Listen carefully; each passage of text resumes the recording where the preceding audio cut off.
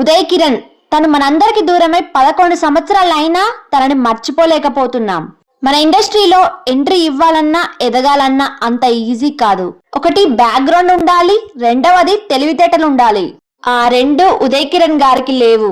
ఎలాంటి బ్యాక్గ్రౌండ్ లేకుండా ఎంట్రీ ఇచ్చి 2-3 సినిమాలతోనే స్టార్ స్టేటస్ ను సంపాదించుకున్నాడు. తన అమాయకత్వంతో తన కథను తానే ముగించుకున్నాడు. ఉదయ్ కిరణ్ ఫ్యామిలీ గురించి, తన జీవితంలో జరిగిన చీకటి కోణాల గురించి కంప్లీట్ వీడియో చేశాను, తప్పకుండా చూడండి. ముందుగా మన ఇండస్ట్రీ గురించి ఒక డైరెక్టర్ మాటల్లో విందాం. భావస్వేచ్ఛ హక్కు ఉంది కాబట్టి నేను మాట్లాడతా. నమస్కారం. మా ఇండస్ట్రీలో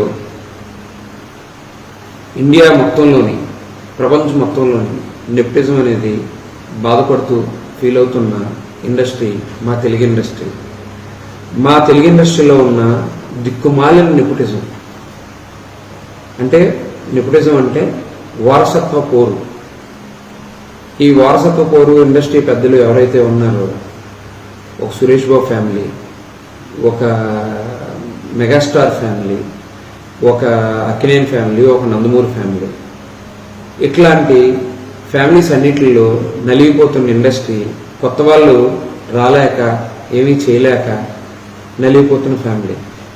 వీళ్ళు అనేది ఏంటి అంటే, స్టార్ కిడ్స్కి చాలా ప్రెజర్ ఉంటుంది, అంత ఆషామాషి కాదు అంటారు. వేరే వాళ్ళు అన్నది ఏంటి అంటే, ఎటువంటి బ్యానర్ సపోర్ట్ లేకపోతే మేము ఎదగడం కరెక్ట్ కాదు అంటారు. ఇది నిజం. బ్యానర్ సపోర్ట్ లేకపోతే ఏ హీరో కాలేడు.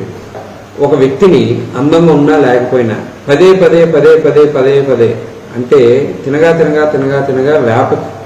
చేదు వేప తీయగా నుండు అనే ఏదైతే ఉందో, ఇట్లాంటి వ్యక్తులను రుద్ది మనమే చేయగా వీలే హీరోలేమో అని మనం ఫీల్ అయ్యి, ఇదే సినిమా ఏమో మనం అనే ఫీల్ అయ్యే వ్యవహారంలో ఉన్నాం కాబట్టి మన తెలుగు ప్రజలు మోసపోతున్నాం తప్ప ఈ నా కొడుకులు ఎవడు హీరోలు కాదు. కంప్లీట్ వీడియో కింద లింక్ ఉంది, తప్పకుండా చూడండి.